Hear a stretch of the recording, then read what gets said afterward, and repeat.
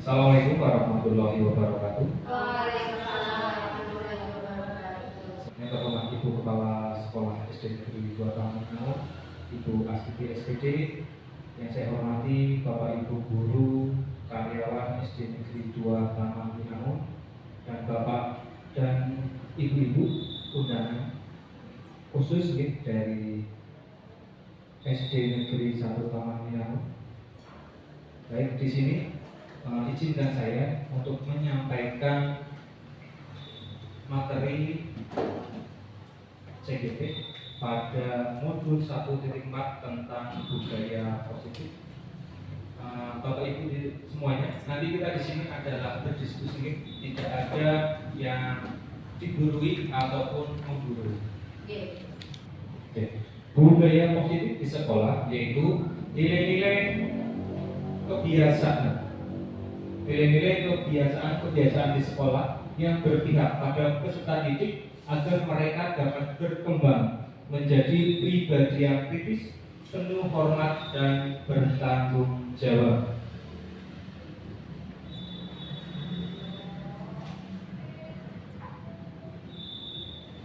Beberapa materi yang saya sampaikan di sini salah satunya adalah mengenai perubahan paradigma pembelajaran.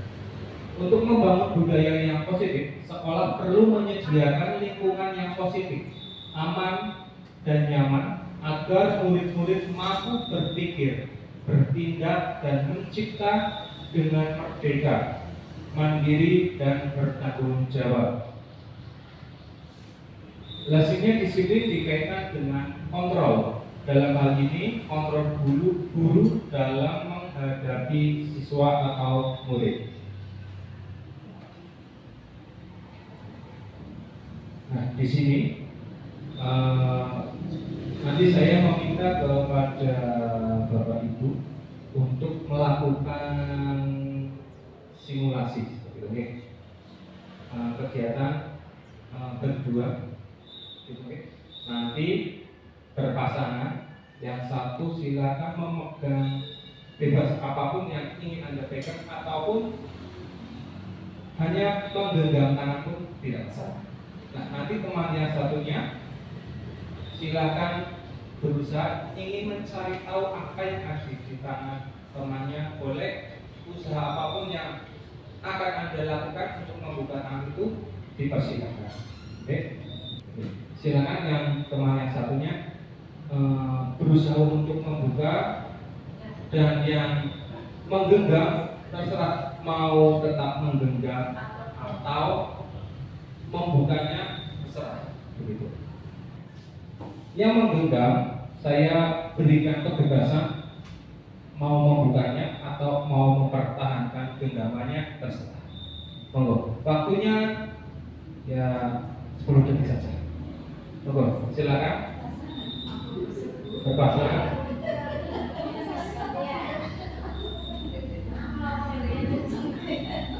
Boleh dengan Bu Henry. Iya, Bu Wati tangan dua-duanya boleh kan? Ya. Nah. Pembukanya. Yang satu ya berusaha untuk membukanya, dan yang menggenggam silakan mau mempertahankan tetap menggenggamnya atau ingin membukanya bebas. Siap ya, mulai ya. Terserah yang menggenggam. Yang 1, 2, 3.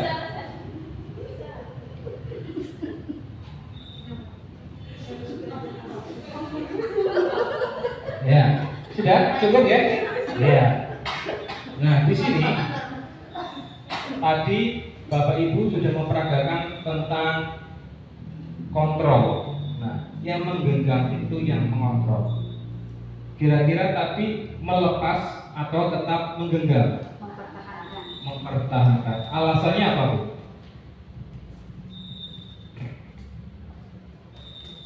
Cek. Ya, silakan disampaikan alasannya tetap mempertahankan genggamannya karena apa? Saya mempertahankan genggamannya supaya lawan saya berusaha untuk membuka dan penasaran dengan apa yang saya genggam. Oh ya, betul.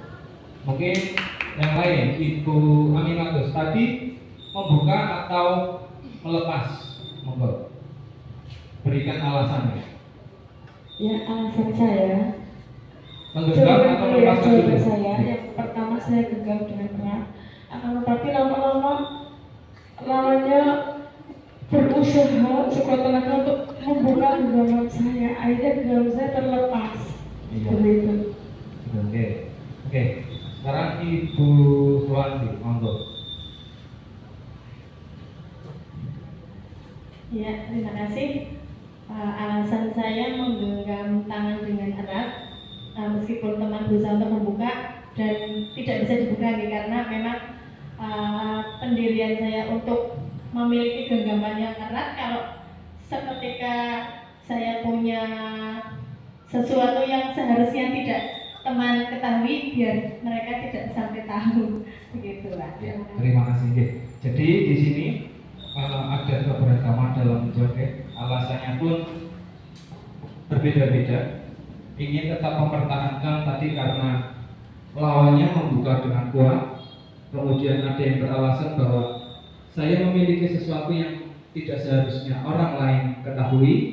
Kemudian juga tadi Bu, bagaimana Bu? Saya lupa. Iya, biar yang membuka memiliki rasa penasaran tentang apa yang ada di genggaman gue.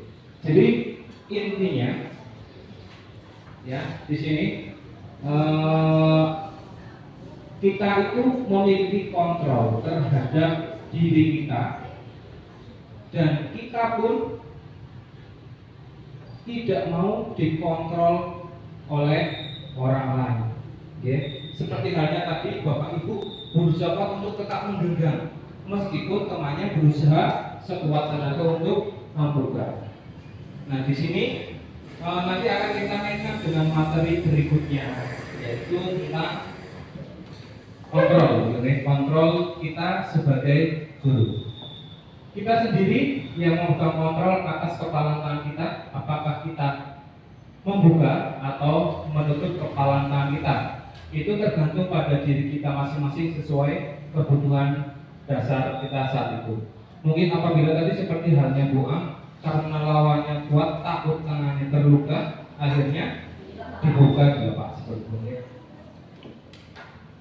Nah, di sini menurut Ki Hajar Dewantara bahwa tujuan pendidikan yaitu menuntun segala kodrat yang ada pada anak-anak agar mereka dapat mencapai keselamatan dan kebahagiaan yang setinggi-tingginya, baik sebagai manusia maupun sebagai anggota masyarakat.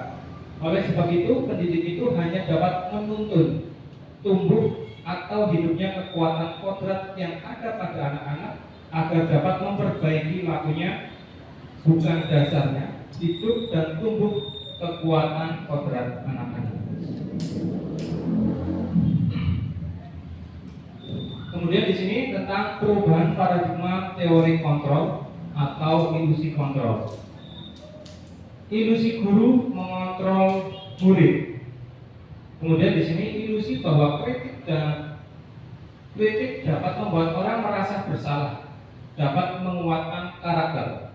Kemudian ilusi bahwa semua penguatan positif efektif dan bermanfaat. Ilusi bahwa orang dewasa memiliki hak untuk memaksa. Maksudnya apa?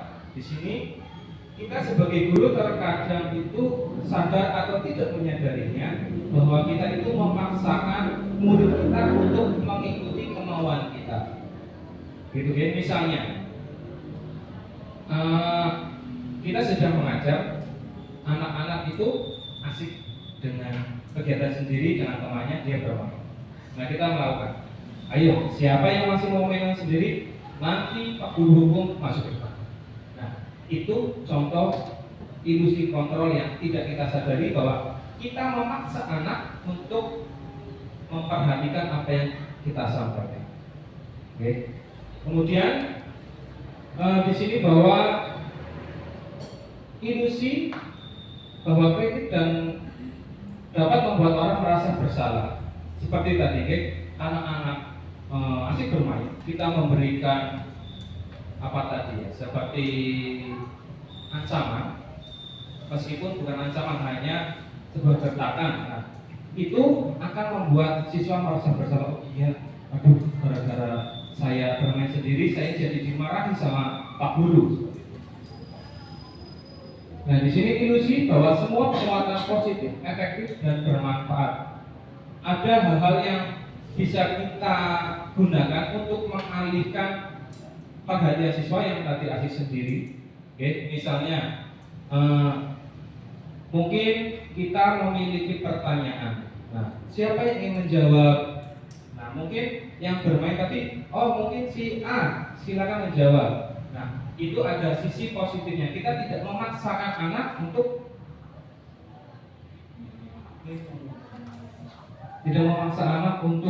harus mengikuti apa yang kita inginkan. Ilusi bahwa orang dewasa memiliki hak untuk memaksa. Kita sebagai guru pastinya berusia yang lebih dewasa daripada peserta didik kita. Nah, di sini dengan mungkin ucapan atau dengan tindakan kita membuat anak-anak itu secara tidak langsung merasa bahwa mereka dipaksa untuk mengikuti apa yang kita inginkan. Oke, saya lanjutkan. Di sini ada perubahan paradigma, stimulus respon, dan teori kontrol. Siapa sesungguhnya yang memiliki kontrol? Di sini ada beberapa pernyataan pada stimulus respon. Kita mencoba mengubah orang agar berpandangan sama dengan kita. Berarti di sini kita memaksakan agar orang itu memiliki sepemahaman dengan kita. Kemudian untuk teori kontrolnya, kita berusaha untuk memahami pandangan orang tentang dunia. Nah, di sini kita memposisikan diri kita kepada orang lain. Oh, mungkin si A itu sedang seperti ini. Jika saya berada di posisinya, mungkin akan melakukan hal yang sama. Kemudian perilaku buruk dilihat sebagai suatu kesalahan. Ya, kita mungkin sering melakukannya. Ketika anak-anak bercakap-cakap, berbincang-bincang dengan temannya saat pelajaran, kita secara tidak langsung membuat mereka itu melakukan tindakan yang salah. Oke. Kemudian untuk teori kontrolnya, semua perilaku memiliki tujuan. Nah, mungkin jika kita berpikir positif, oh mungkin anak-anak itu sedang berdiskusi tentang materi, atau mungkin anak-anak itu butuh perhatian tentang apa yang dilakukannya. Seperti itu. Kemudian orang lain bisa mengontrol saya. Mohon maaf, Bu Asiti bukan bermaksud tawakan. Mungkin terkadang kita secara tidak sadar gitu ya. Adanya aturan-aturan membuat kita harus mengikuti apa yang menjadi aturan. Kemudian untuk teori kontrolnya, hanya Anda yang bisa mengontrol diri kita sendiri. Nah, di sini untuk pemikiran positifnya adalah, oh iya, aturan ini dibuat agar kita mungkin yang tadinya bangunnya siang jadi lebih pagi lagi, atau mungkin yang tadinya tidak pernah siap untuk melakukan sesuatu, jadi kita mempersiapkan diri lebih awal lagi. Berikutnya adalah saya bisa mengontrol orang lain. Seperti halnya tadi ya, kita sebagai guru mengontrol siswa untuk mengikuti apa yang kita inginkan. Kemudian untuk teori kontrolnya, Anda tidak bisa mengontrol orang lain.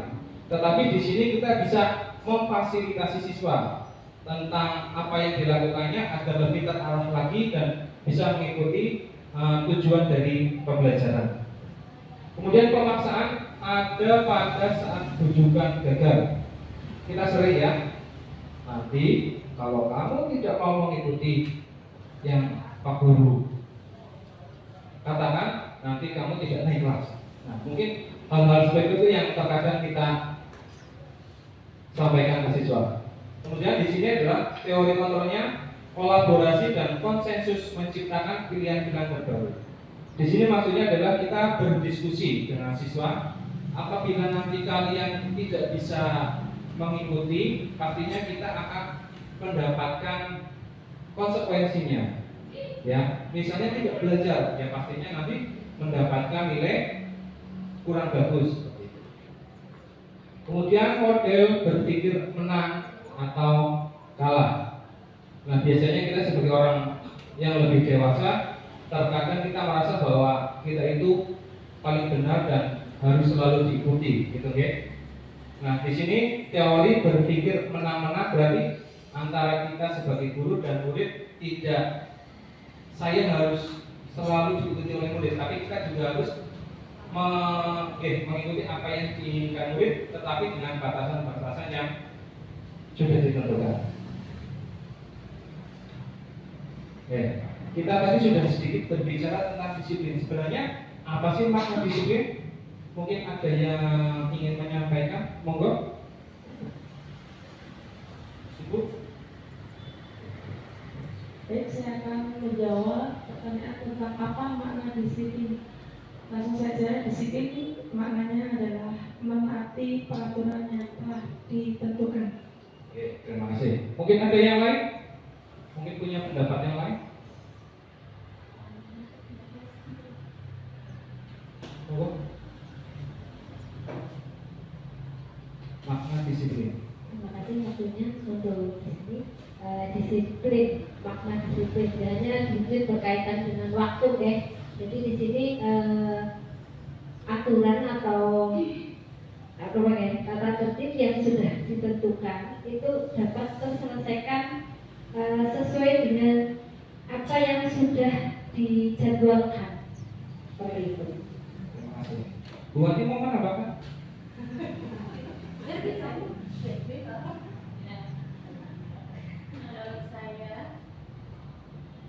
Menurut saya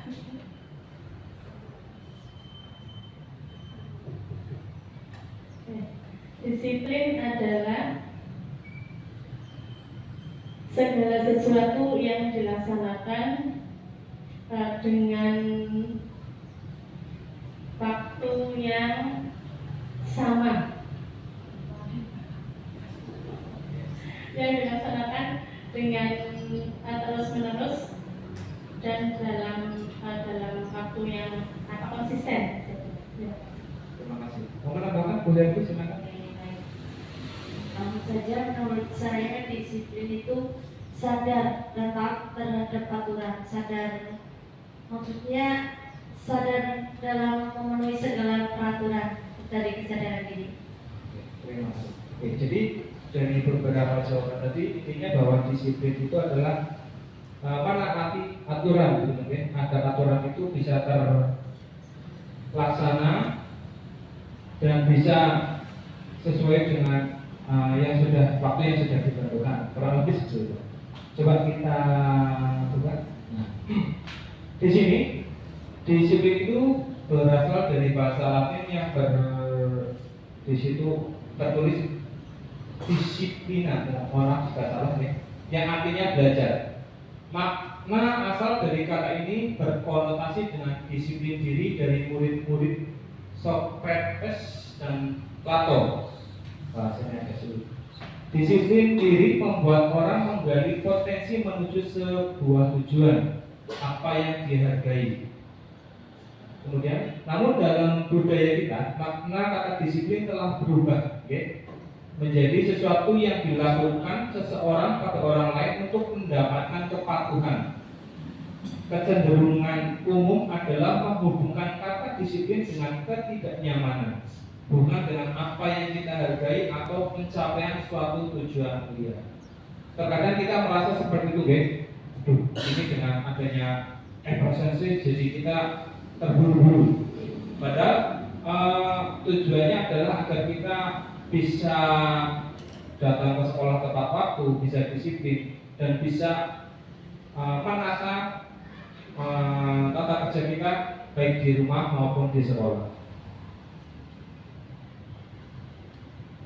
Oke, disiplin adalah kemampuan memerintah diri sendiri dalam mengontrol dan menguasai diri untuk memilih tindakan yang mengacu pada nilai-nilai yang kita hargai dengan penuh tanggung jawab tanpa terperintah orang lain.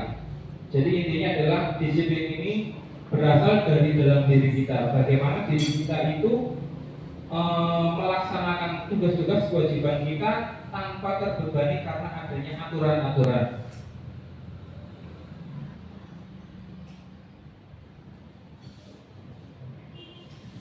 Nah, berikutnya di sini terlepas dari disiplin, ya. Disiplin itu nanti akan berdampak kepada budaya positif. Kemudian dari budaya positif itu nanti akan masuk ke dalam beberapa nilai-nilai kebajikan, gitu. Maksud dari nilai-nilai yang kita hargai adalah nilai-nilai kebajikan. Sifat-sifat positif manusia merupakan tujuan mulia yang ingin dicapai setiap individu. Nilai-nilai kebajikan yang ingin dicapai oleh setiap anak Indonesia kita kenal dengan profil pelajar Pancasila. Kita sering mendengar kata-kata profil pelajar Pancasila, gitu kan? Apalagi dengan adanya kurikulum merdeka, itu kita harus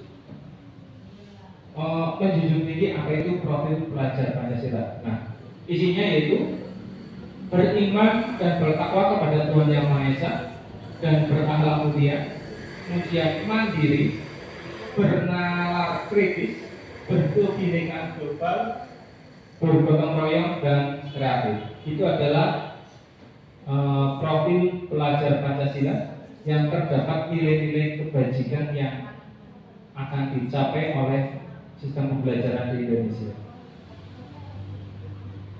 Oke, Bapak Ibu, terkait dengan disiplin di sini, bolehkah kita memberikan hukuman kepada siswa yang melakukan kesalahan? Boleh tidak? Oke, coba yang setuju dengan adanya hukuman, coba tunjuk saya. Yang setuju dengan adanya hukuman, tunjuk saya. Oke, yang tidak setuju adanya hukuman itu positif negatif, ya tetap hukuman, gitu. Oke. Yang tidak setuju tunjuk jari. Penonton setuju tidak? Oh, tidak setuju. Oke. Ya, dari beberapa yang hadir di sini, mayoritas boleh kita memberikan hukuman kepada siswa dengan asumsi hukuman yang bersifat positif. Oke. Kemudian, bolehkah kita memberikan reward kepada siswa kita? Hadiah. Boleh tidak? Yang setuju tunjuk jari. Oke. Yang tidak? Oh ya, semuanya setuju. Oke. Baik, nanti kita akan bahas mengenai hukuman dan reward. Ya, di sini akan berhubungan dengan teori motivasi perilaku manusia. Oke, kita sebagai manusia itu memiliki motivasi dari dalam diri kita sendiri dan dari luar. Di sini motivasi eksternal atau motivasi dari luar itu ada beberapa hal. Salah satunya adalah adanya hukuman dan juga adanya reward. Ya. Nah, di sini maksudnya adalah saya jelaskan dulu untuk materinya. Untuk menghindari ketidaknyamanan atau hukuman, apakah yang akan terjadi apabila saya tidak melakukannya? Oke, tadi ibu-ibu hadirin yang tadi saya setuju dengan adanya hukuman. Kira-kira jika hukuman itu kita berikan kepada anak, efeknya bagaimana?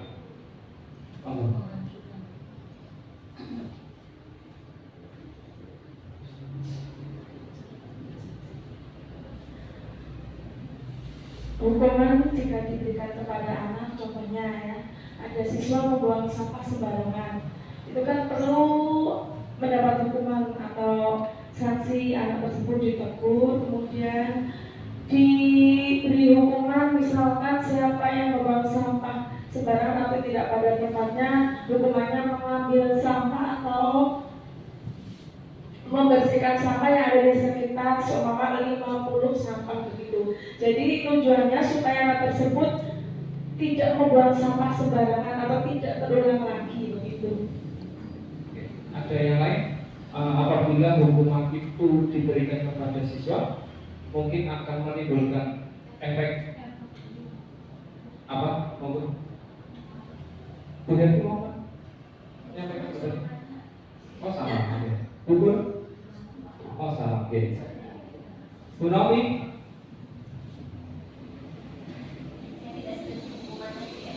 Oh ya tidak setuju, oke. Itu nanti, oke.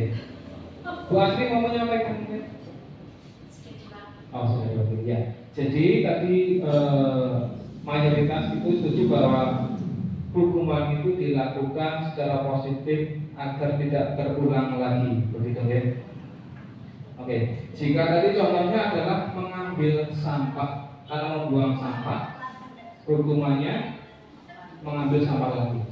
Nah, ketika sampah yang diambil tadi tidak mencapai 50, kira-kira bagaimana, Bu? Oh, yang ada di sekitar, ya. Mungkin tidak, hal itu akan terulang kembali. Anak sudah diberi hukuman, tapi hari berikutnya mungkin tidak akan terulang lagi.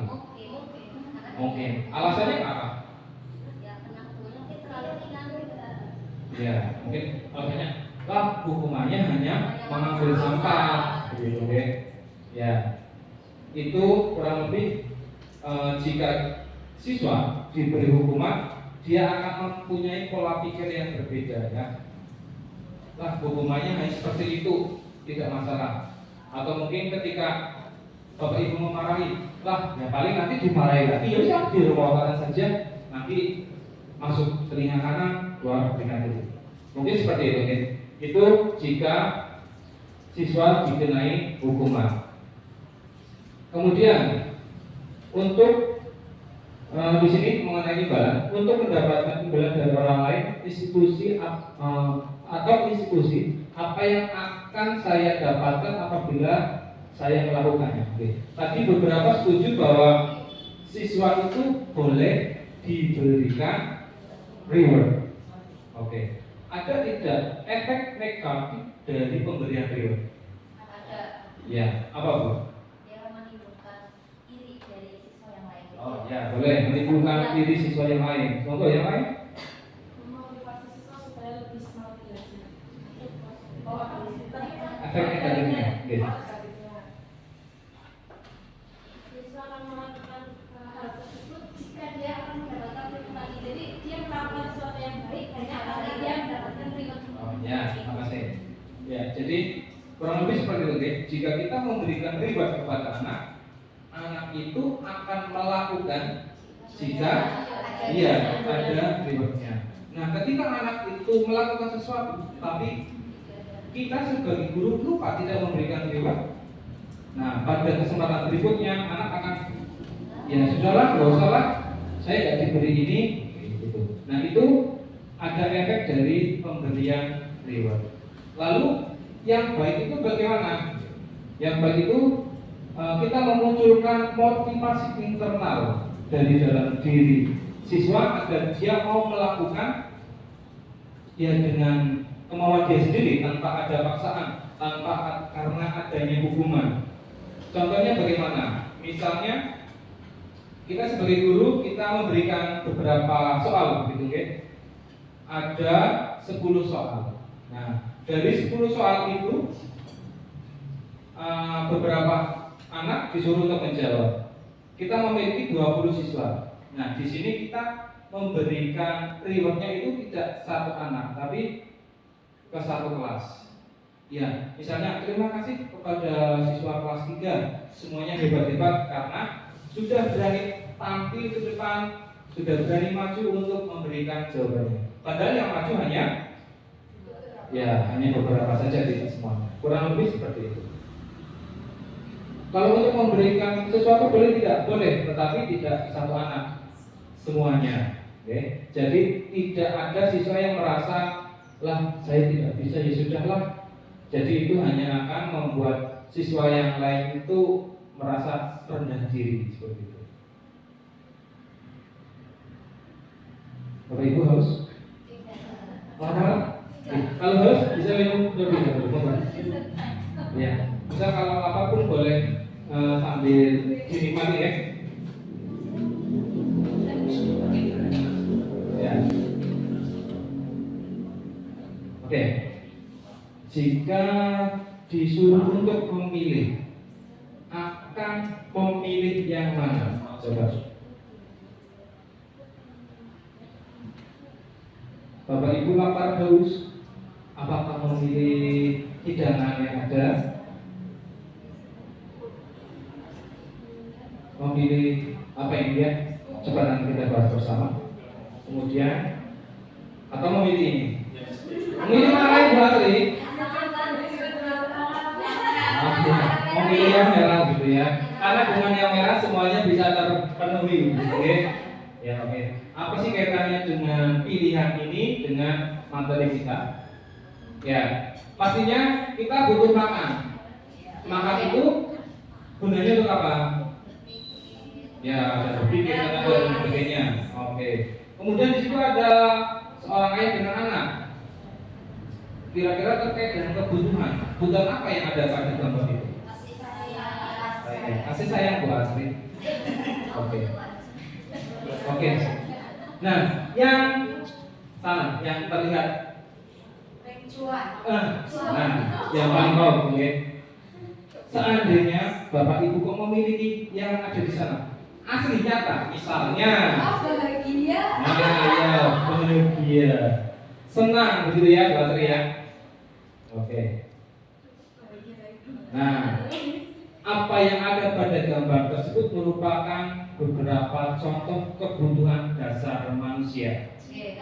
Ya, ada cinta kasih, begitu ya Bu Asri.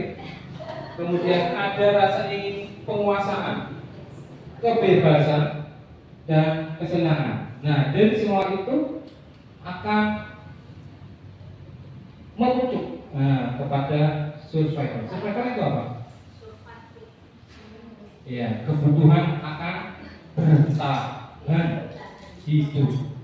Ya. Jadi kita butuh makan untuk bertahan hidup, kita butuh kasih sayang untuk bertahan hidup, kita butuh kebebasan untuk bertahan hidup, butuh penguasaan juga untuk bertahan hidup.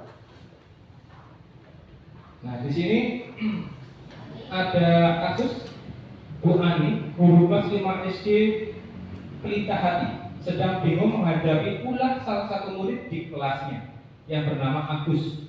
Beberapa anak telah datang dan mengeluhkan Agus yang seringkali meminta bekal makan siang mereka dengan paksa.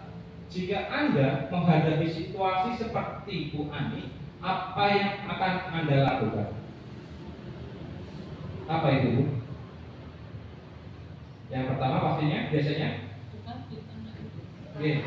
mengambil siswa tersebut, mungkin akan diberi konseling seperti itu. Kemudian, menurut Anda, kira-kira apa alasan Agus melakukan hal itu?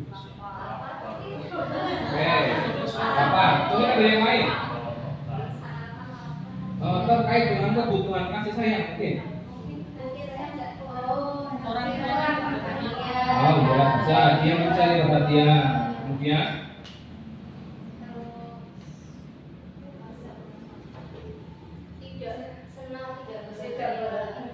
tidak bahagia, oke. Tidak bahagia sehingga dia melakukan hal tersebut untuk meluapkan emosinya.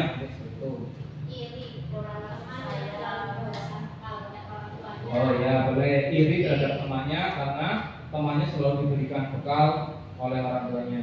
Ada yang lain? Ya, jawaban Bapak Ibu semuanya benar ya.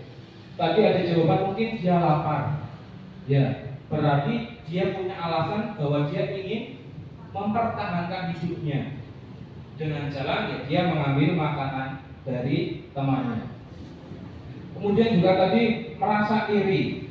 Ya, berarti dia butuh perhatian. Mungkin orang tuanya tidak pernah memberikan bekal sehingga dia ingin memiliki ya mendapatkan bekal ya, tapi dengan jalan yang merebut tadi. Kemudian juga dia mungkin merasa bahwa dia itu menang sendiri, dia paling ditakuti. Jadi di sini dia punya rasa penguasaan, ingin menguasai. Kemudian ketika dia mengambil bekal temannya, mungkin ada rasa bahagia pada dirinya karena dia bisa mengambil barang milik teman. Oke. Nah ini tadi jawabannya sudah Bapak Ibu sampaikan ya. Jadi apabila jawaban Agus karena lapar, berarti dia ingin bertahan hidup. Oke. Kemudian apabila jawaban Agus karena senang, temannya jadi memperhatikan dia, berarti dia butuh kasih sayang. Kemudian apabila jawaban Agus adalah dia merasa hebat karena temannya jadi takut dan menuruti keinginannya, berarti di sini adalah adanya kebutuhan penguasaan. Kemudian apabila jawaban Agus karena merasa bosan dengan bekal yang dibawakan ibunya, karena selalu membawa bekal yang sama, kebutuhannya adalah kebebasan. Dia butuh kebebasan akan pilihan. Kemudian apabila jawaban Agus adalah karena iseng, ya, berarti dia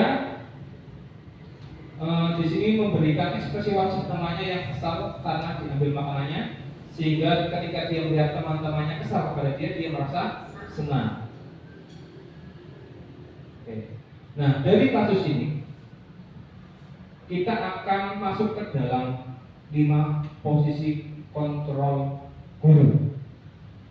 Apa saja? Yaitu penghukum, pembuat merasa bersalah, kemudian sebagai teman, sebagai pemantau, dan sebagai manajer. Nah, dari 5 posisi kontrol ini nanti kita akan mengamati video. Oke. Ini tidak perlu saya sampaikan, ya.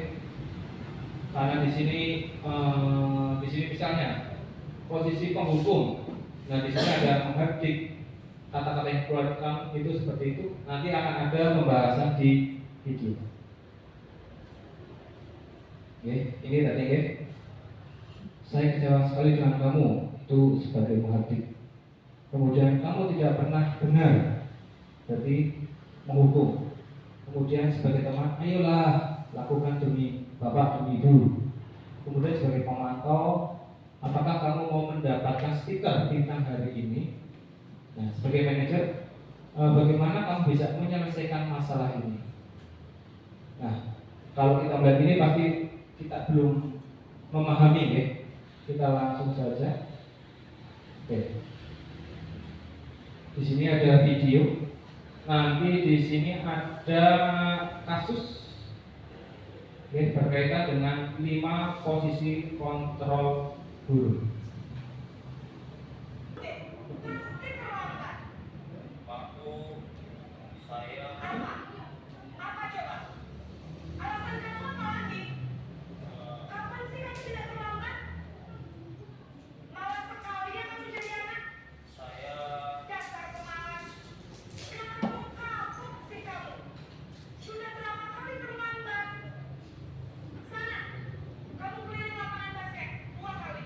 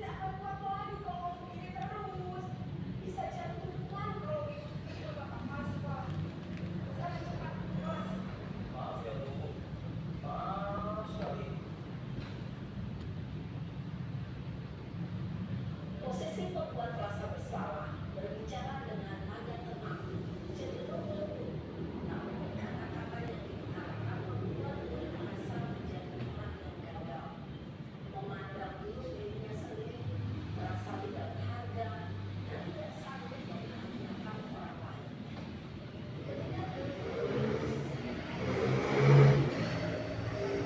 Ketika bersalah dan dia akan mengelola emosi negatif tersebut dalam dirinya.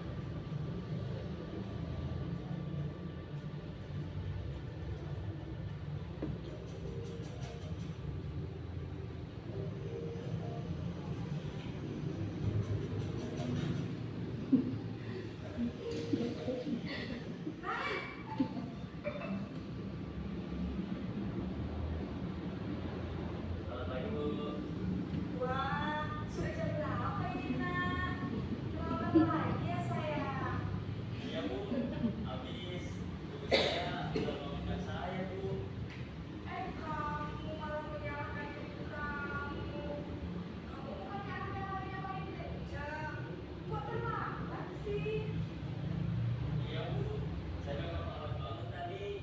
Jadi biar bisa kenyang tetap karena sejar Bu. Ya sudah sana. Nanti lain kali kamu kerja lagi ya. Biar gak terlambat lagi. Bikin senang ibu. Demi ibu. Bisa kan? Bisa Bu. Ya sudah sana masuk kelas. Ibu beresin urusan absen kamu. Kamu ini ada-ada saja.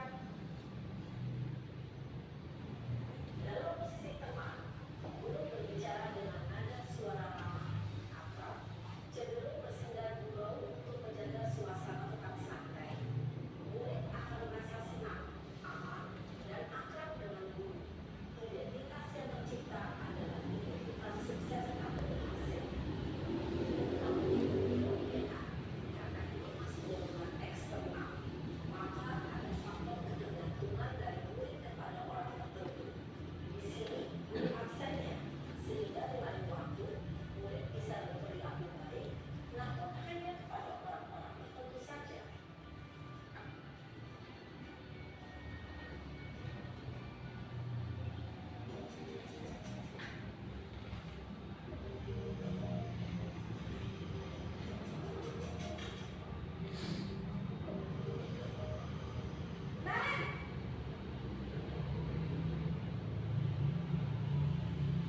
Selamat pagi Bu.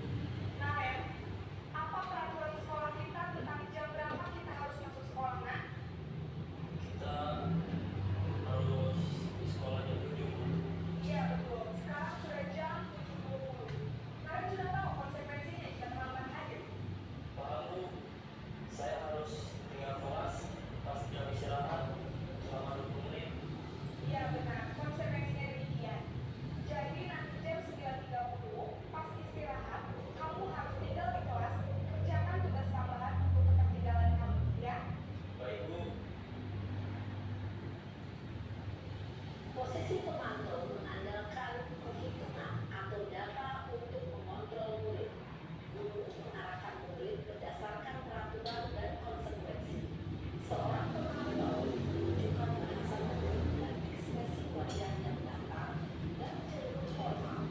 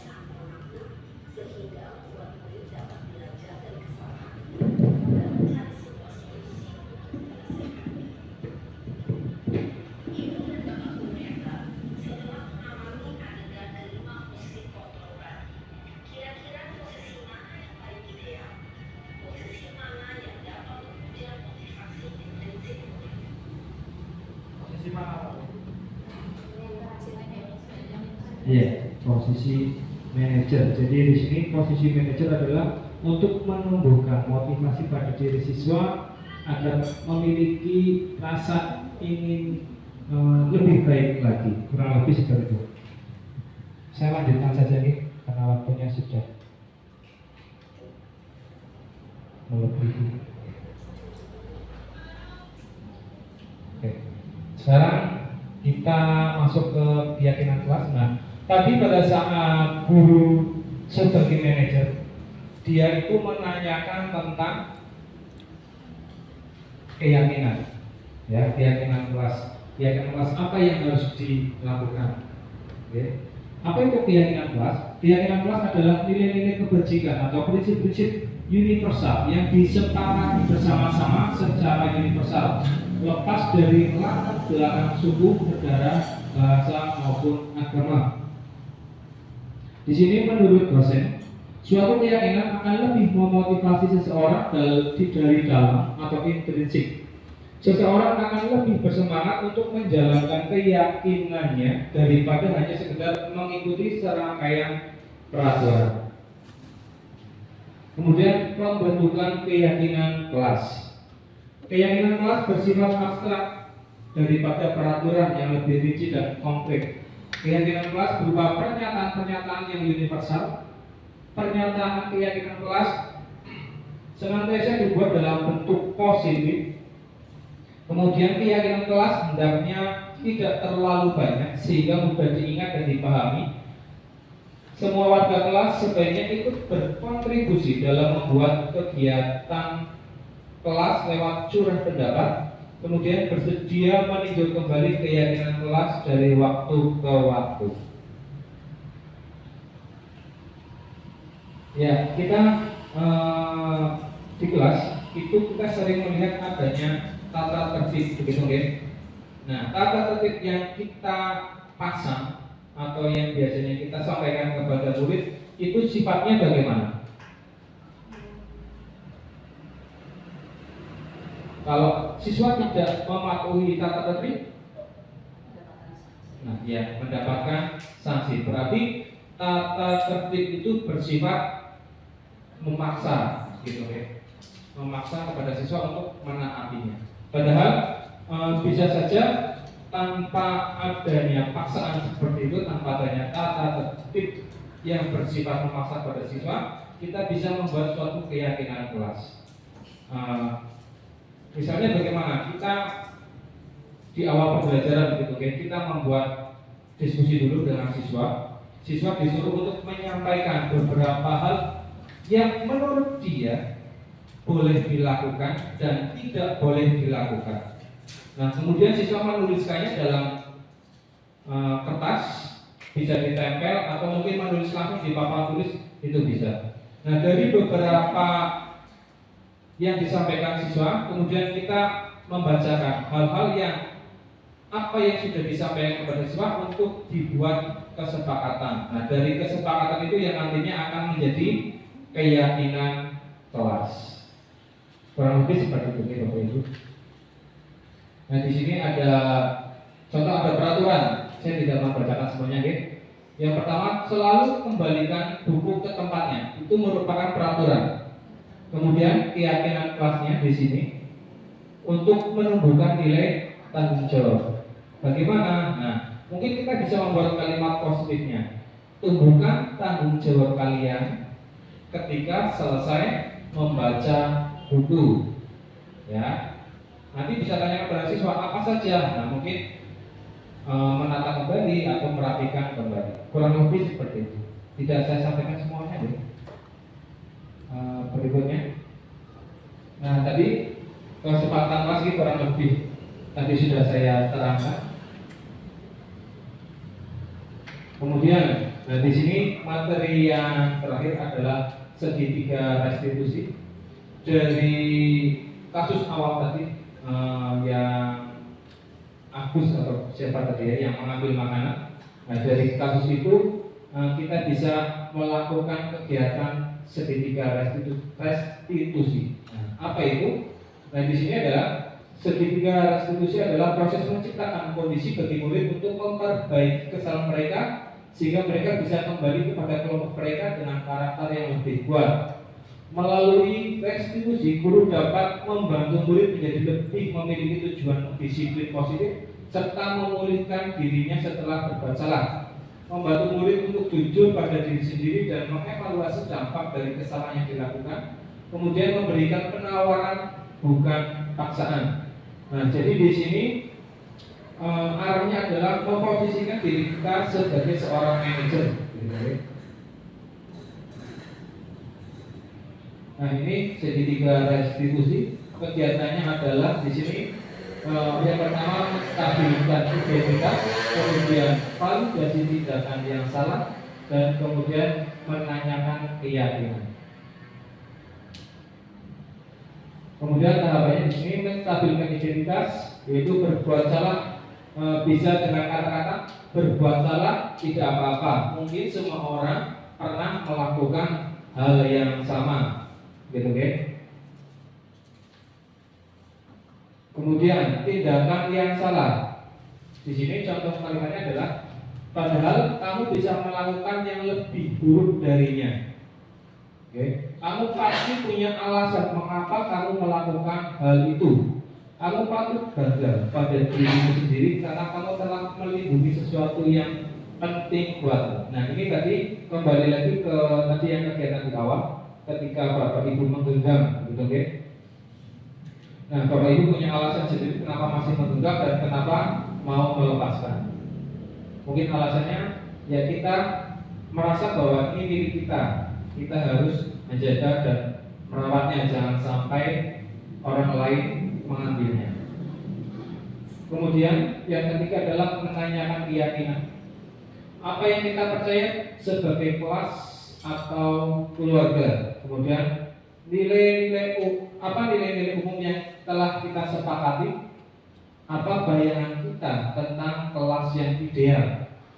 Kamu akan jadi orang yang seperti apa? Ya, pada tahapan segitiga restitusi mungkin biasanya kita menyebutnya dengan bimbingan konseling seperti itu. Karena kalau konseling isinya sama seperti itu, hanya saja perbedaannya adalah memposisikan diri kita itu seperti apa.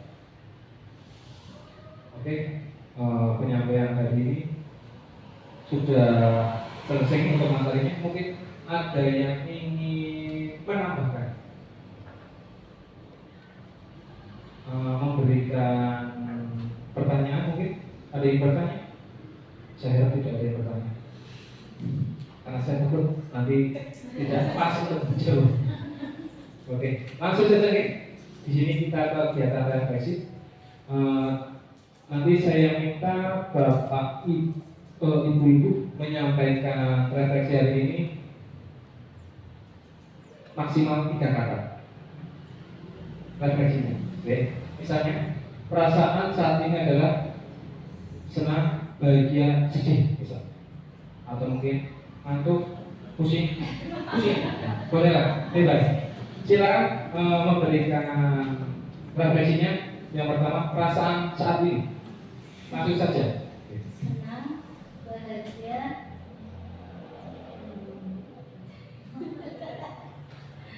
Satu lagi. senang, bahagia, Pusing. apa? Oke. Ya. Jadi sudah dipersilakan. Masih utuh. Kayaknya bisa tahu. Kalau Perasaan saya saat ini adalah senang, kemudian ingin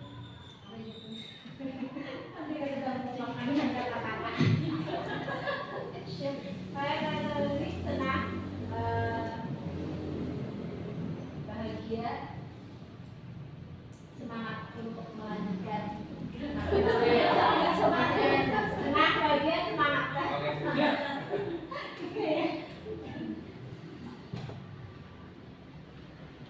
Senang, tertarik, kagum. Senang, terus ya tertarik sama penasaran.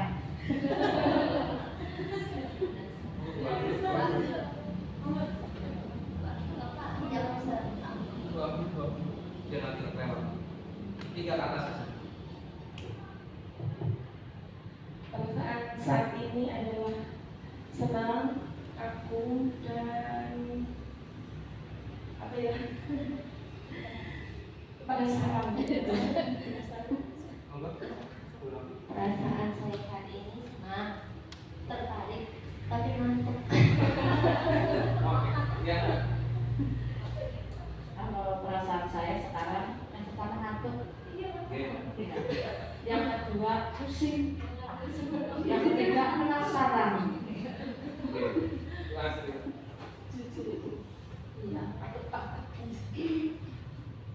yang pertama senang, kedua tertarik, dan yang terakhir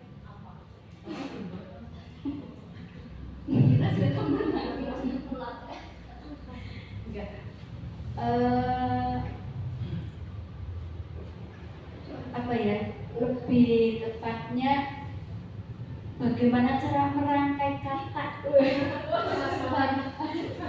Iya, apa ya? Lebih dari 3 kata. Ya wis, penasaran. Luar biasa, tercerahkan, termotivasi. Terima kasih. Ibu.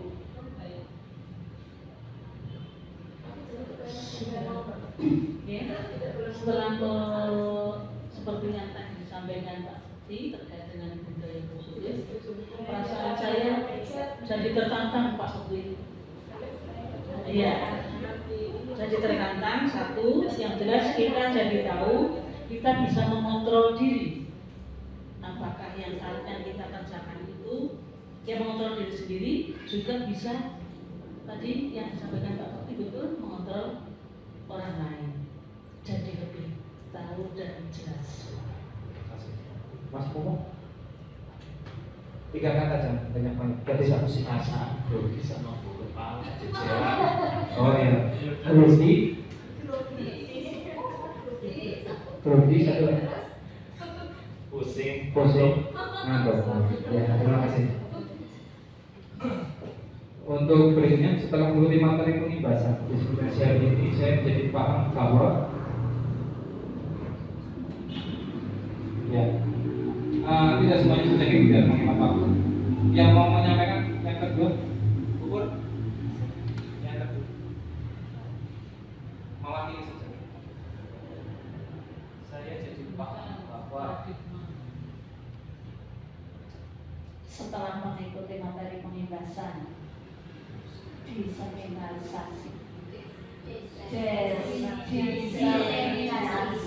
pada hari ini, saya jadi paham bahwa tindakan saya dengan anak itu jadi tertantang. Saya harus bagaimana supaya anak bisa berubah dan anak itu bisa melakukan dengan ikhlas kayak gitu kan. Iya. Bacaan awal kelas. Oke, terima kasih. Yang terakhir pertanyaan ketiga, target saya selanjutnya adalah kepada Ibu CGP 9.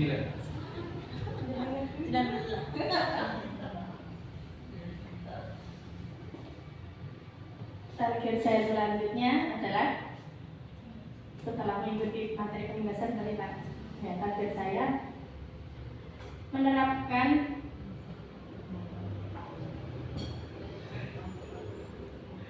manajemen kontrol untuk apa ya, untuk menyelesaikan masalah yang ada di sekolah, khususnya masalah kedisiplinan. Tidak jauh berbeda sama Buati, menerapkan apa yang sudah dipelajari dalam dunia pendidikan khususnya di lingkungan sekitar.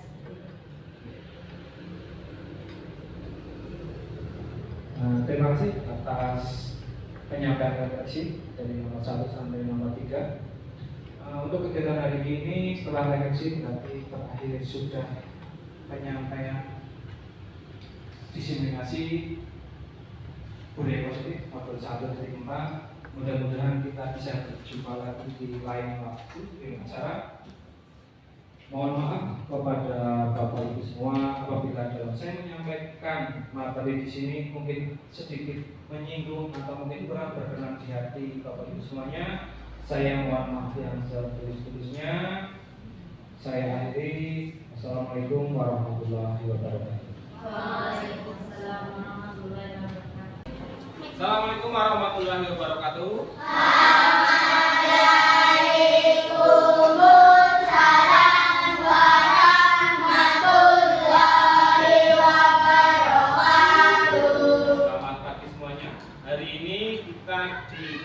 Kelas yang baru. Nah, agar pada saat pembelajaran kita nantinya berjalan dengan lancar, dengan tertib, kita akan membuat suatu keyakinan kelas. Ya. Apa itu keyakinan kelas ya? Keyakinan kelas itu adalah perubahan, ya, dari peraturan atau aturan-aturan tata tertib yang ada di sekolah, kita ubah menjadi suatu keyakinan kelas yang nanti kita sepakati bersama. Ya, jelas ya? Nah, nanti Pak Guru meminta kalian untuk menuliskan ya beberapa aturan yang menurut kalian perlu dibuat ketika pada saat pembelajaran, pada saat kegiatan belajar mengajar tugas. Gitu ya. Sudah mudah belum? Sudah paham belum? Nanti kalau kalian sudah menuliskan di sini, nanti ditempelkan di sini ya. Secara rapi urut ya. 1, 2, 3, 4. Nanti Pak Guru bagikan satu-satu, menuliskan satu dulu, nanti kalau sudah menuliskan lagi, ya jika dirasa perlu. Bisa Pak Guru bagikan ini? Usahakan jangan sampai dioret-oret ya. Sekali tulis jadi. Peraturannya kan banyak sekali, nanti kalian membuat satu. Dari peraturan itu nanti kita sepakati bersama.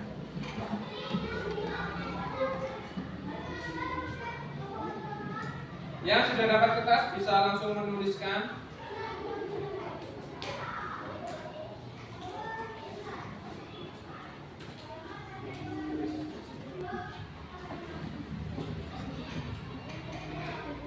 Pak Guru, saya pilih yang pink ya. Mau yang pink?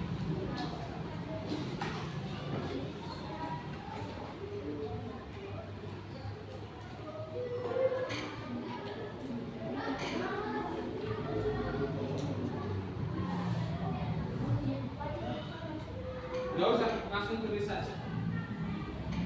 Aturan yang harus kita lakukan menurut kamu.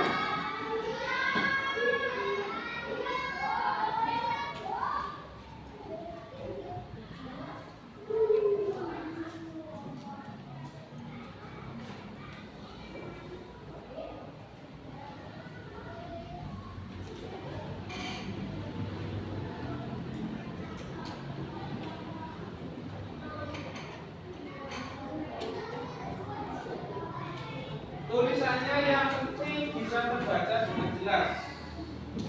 Yang agak besar, menulisnya yang besar ya. Ya, nggak apa-apa. Oke.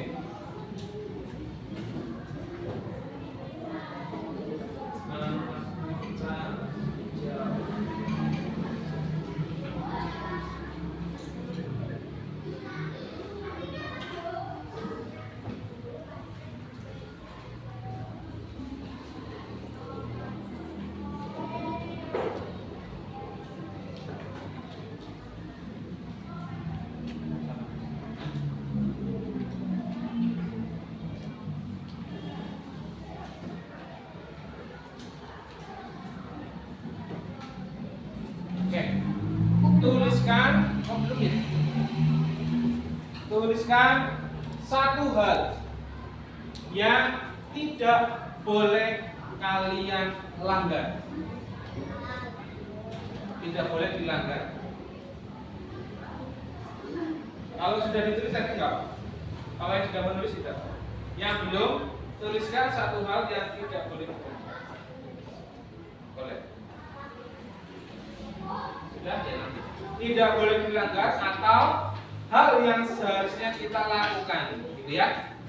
Sudah ditulis?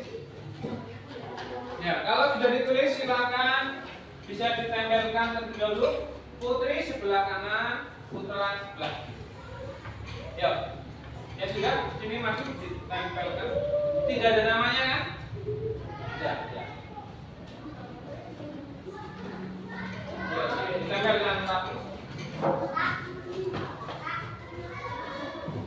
Ya, enggak apa-apa. Sini, sini. Ya, bawahnya sini. Bawahnya.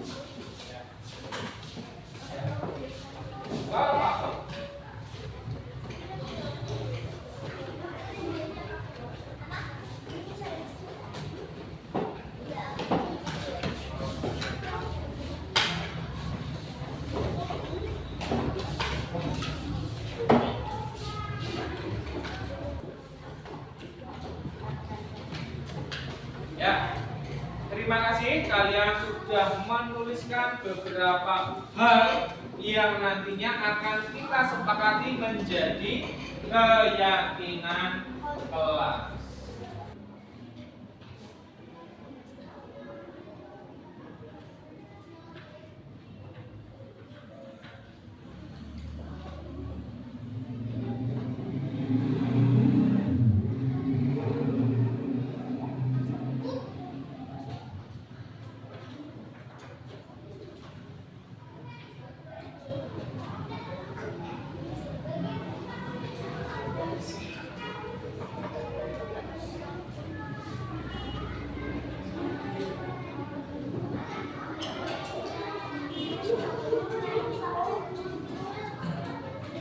Baik, Pak Guru bacakan untuk hal yang perlu disepakati kita. Pak Guru bacakan dulu ya. Di sini melaksanakan piket kelas. Kira-kira bagaimana? Disepakati semuanya? Ya? Ya semangat dong. Ya? Berarti semuanya harus melaksanakan piket kelas. Ini yang pertama. Kemudian berdoa sebelum dan sesudah beraktivitas atau setelah belajar. Bagaimana? Disepakati apa tidak? Ya. Berikutnya, ini sama ya. Ya. Kemudian tidak boleh membuang sampah di kelas. Setuju apa tidak? Setuju apa tidak? Oke. 3 ya. Berikutnya, tidak boleh bermain dan berkata kasar. Setuju apa tidak? Ingat-ingat ya, ini adalah yang kalian tulis, yang kalian buat, dan kita sepakati bersama. Semuanya harus menjalankan. Boleh tidak melanggar? Boleh tidak melanggar? Boleh tidak? Tidak boleh. Kenapa? Karena ini sudah menjadi kesepakatan kita bersama. Pak Guru lanjutkan. Ini sama ya.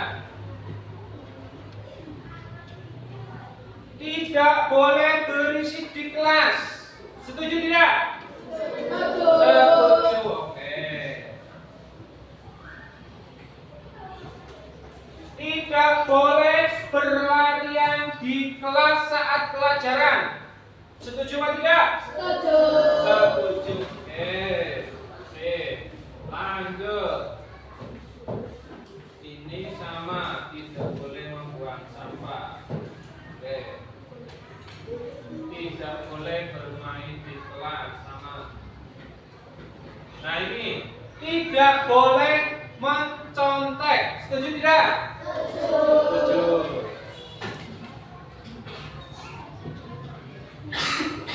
Ini sama ya. Tidak boleh berlari di kelas. Kemudian tidak boleh datang terlambat. Setuju? Setuju? Setuju. Oke.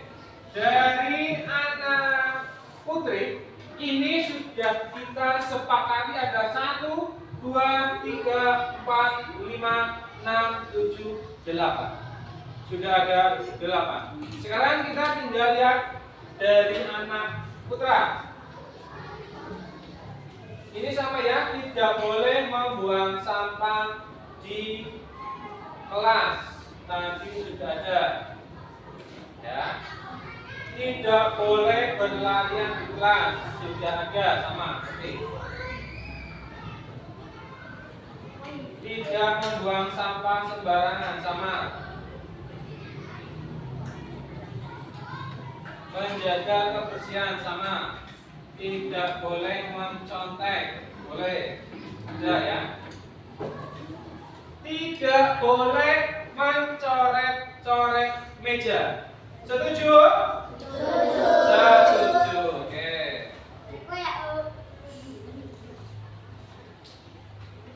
Ini yang sama ya. Tidak boleh mengotori kelas, sama. Tidak boleh membuang sampah sembarangan, sama. Tidak boleh mencontek. Oke. Di sini sudah terdapat 1, 2, 3, 4, 5, 6, 7, 8, 9 kesepakatan.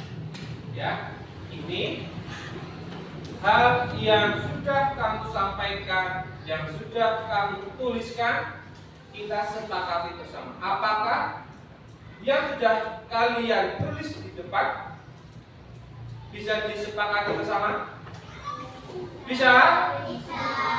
Bisa menjalankan bersama? Bisa. Tidak boleh melanggar.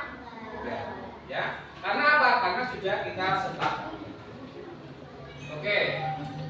Nanti kalau ada yang masih kurang, nanti kita tambahkan lagi pada pertemuan berikutnya hal yang perlu kita sepakati lagi. Gitu ya.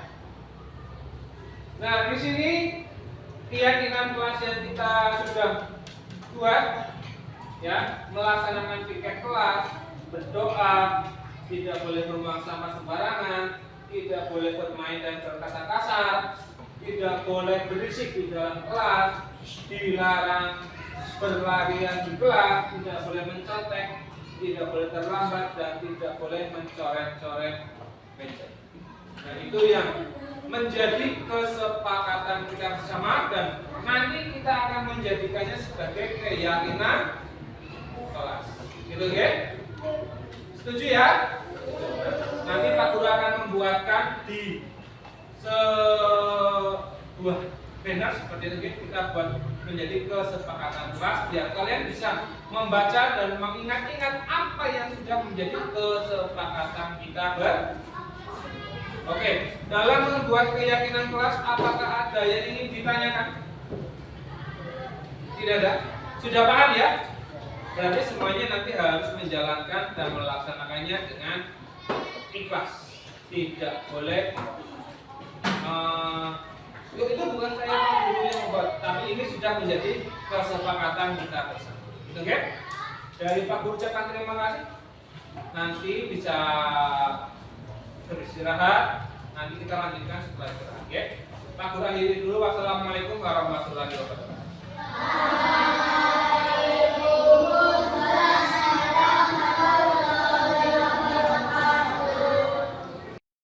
Selamat siang, Kois dan Chelsea. Selamat siang, Pak. Ya, Pak Guru memanggil kalian ke sini karena Pak Guru dengar tadi pagi ada perselisihan antara Kois dan Chelsea. Apakah betul? Betul. Ya, nanti Pak Guru mau tanya ya. Sebenarnya permasalahannya itu ada apa? Kenapa kok terjadi perselisihan seperti itu? Chelsea dulu yang mau jawab. Ya, kenapa Chelsea? Karena tadi botol saya ditendang oleh Kois. Botol minumnya ditendang oleh Kois. Betul Kois? Betul. Oh betul. Kamu sengaja menendangnya? Tidak. Kenapa? Karena saya tidak melihat botol minumnya. Oh, tadi Kois tidak sengaja menendang botol minumnya Chelsea. Oh iya. Oke. Boleh tahu Chelsea itu botolnya botol plastik atau botol kaca ya? Oh, botol kaca. Lalu setelah ditendang Kois bagaimana tadi? Botolnya pecah. Sehingga membuat kamu marah. Apakah hanya marah-marah saja atau kamu sampai melakukan kegiatan fisik? Hanya marah-marah saja. Oh, hanya marah-marah saja. Tidak sampai mukul, tidak sampai melakukan yang lain? Oh, tidak. Ya, Pak Guru paham ya apa yang dialami Chelsea karena botol minumnya mungkin botol kesayangan, betul? Oh iya, botol kesayangan sehingga merasa memiliki sekali ya untuk botol itu dan ya merasa sangat sayang sehingga ketika Kois menendang botolnya Chelsea jadi marah-marah gitu ya. Iya. Oke. Pak Guru juga jika di posisinya Chelsea pun juga mungkin akan melakukan hal yang sama gitu ya. Apa yang menjadi barang milik kita ketika dirusak oleh orang lain pasti kita akan marah, akan kesal gitu ya. Nah, tapi kita tidak boleh sampai melakukan kegiatan fisik, tindakan fisik gitu ya. Tidak boleh memukul, tidak boleh melakukan hal-hal yang lain. Sekarang Pak Guru tanya ke Chelsea lagi. Kira-kira apakah Chelsea masih ingat tentang kesepakatan kelas kita? Masih. Iya, coba apa kesepakatan kelas kita? Salah satunya yaitu tidak boleh jika ada permasalahan harus diselesaikan dengan baik-baik dan berbisara. Oh, betul ya. Aku ulangi ya. Tadi yang dikatakan Chelsea betul. Kesepakatan kelas kita adalah tidak boleh berkelahi. Ketika ada permasalahan harus diselesaikan dengan baik dan musyawarah. Nah, di sini Pak Guru minta kalian untuk datang ke sini menyelesaikan permasalahan yang tadi pagi terjadi. Biar tidak terlalu panjang, biar tidak terjadi permusuhan gitu ya. Nah, sekarang Pak Guru tanya ke Kois. Kira-kira hal apa yang akan dilakukan Kois untuk memperbaiki kesalahan? Saya akan mengganti botol minumnya dengan yang baru. Oh begitu. Bagaimana Chelsea? Tidak perlu karena saya juga salah telah menaruh botol minum saya sembarangan. Oh begitu. Benar seperti itu ya? Ya. Dari Chelsea katanya makanya tidak perlu untuk mengganti karena ini juga merupakan kesalahan dari Chelsea ya. Jadi permasalahan ini sudah bisa terselesaikan ya. Ya, tidak perlu berkepanjangan ya. Ya, nanti kalian bisa bersalaman ya, terus nanti bisa bermain bersama lagi gitu ya. Nah, untuk menyelesaikan permasalahan ini ya silakan Mas Kois dan Mbak Chelsea silakan untuk bersalaman sebagai tanda bahwa permasalahan ini sudah selesai ya, silakan bersalaman dulu ya. Nanti jangan sampai ada permasalahan yang sama lagi. Nah, untuk biar menjadi kesepakatan semuanya saja, bagaimana kalau kita menambahkan kesepakatan kelas kita ya dengan meletakkan botol minum di meja yang sudah disediakan. Bagaimana? Iya, setuju ya? Ya, berarti nanti tidak ada yang menaruh botol sembarangan, sudah ada tempat yang tersedia sehingga tidak terjadi permasalahan yang sama, gitu ya. Permasalahan ini sudah selesai, ya. Nanti kalian bisa kembali ke kelas kalian masing-masing, ya, mengikuti pelajaran dengan baik, gitu ya. Selesai ya permasalahan ini ya. Terima kasih Mas Guru. Ya, sama-sama ya. Nanti kembali ke kelas. Ya, silakan dilanjutkan dulu untuk istirahat. Ya. Ya. Oh,